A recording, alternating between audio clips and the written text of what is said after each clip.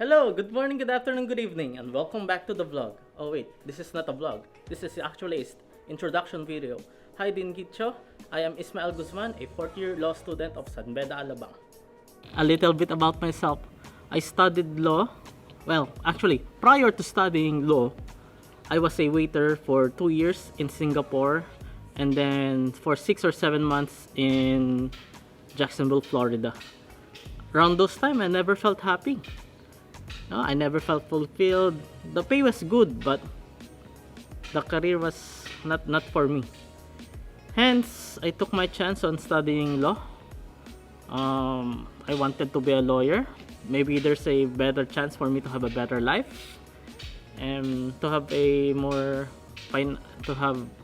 fulfilling and secure job. And prior to the pandemic, I'd like to take photos.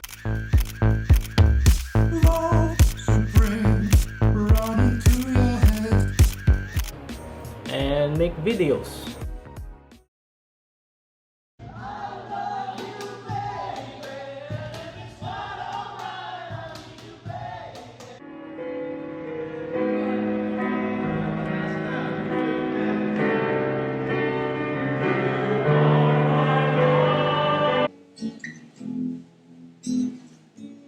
And currently right now, I'm just focusing more on working out to have a healthier mind and body.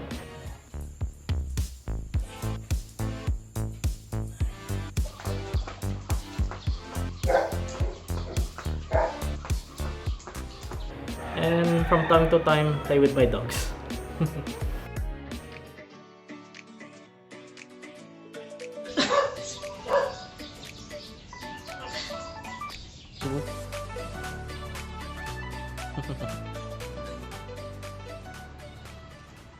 What amendments in the 1997 Civil Procedure do you think are important?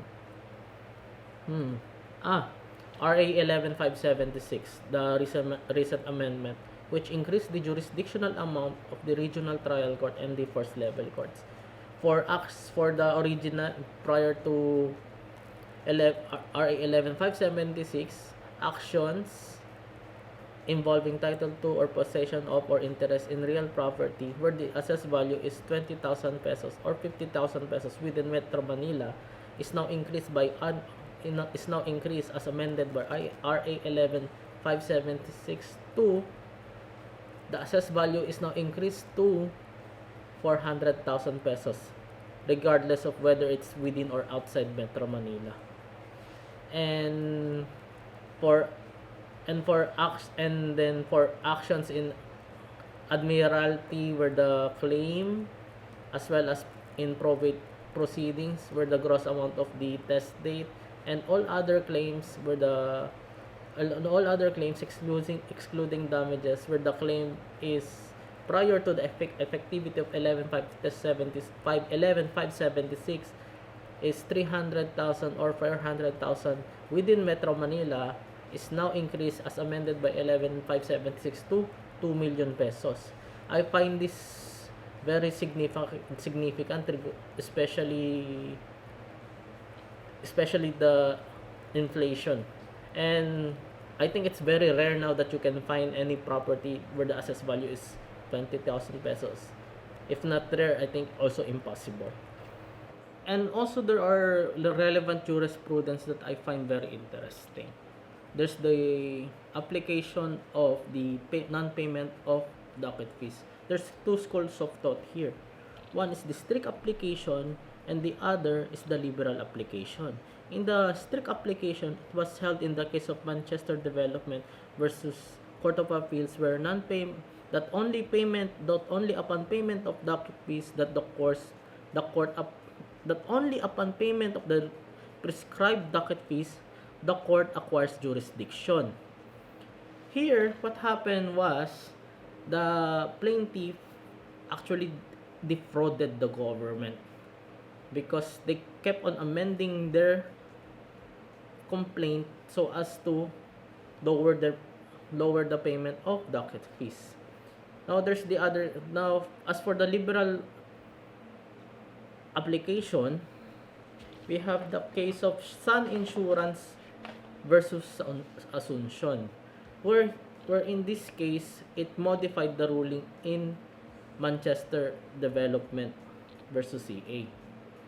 Here, the court summarily ruled the following. First, it is that the court does not only acquire jurisdiction upon the filing of the initial pleading, but upon payment of the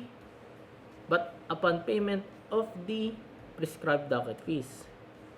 However, the court will allow a reglementary period for the party to pay the prescribed docket fees. And the rule also applies to permissive counterclaims, third party claims, and all other claims where payment of prescribed docket fee is required, and it also must follow the rule on the rule on reglementary period of payment of docket fees.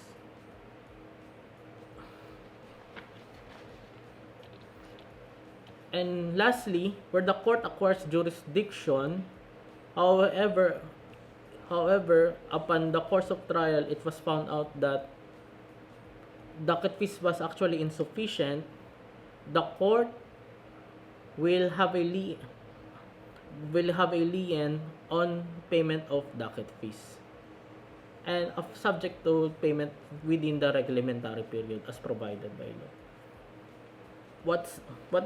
In summary, what the two schools of thought is that the strict application should only apply when it was purely when the plaintiff purely intends to defraud the government. The courts will favor more on the liberal applications so far as the plaintiff complies. Okay, that's it for my introduction, sir. I hope you like it. Thank you, sir. I look forward to your class. Thank you again. God bless.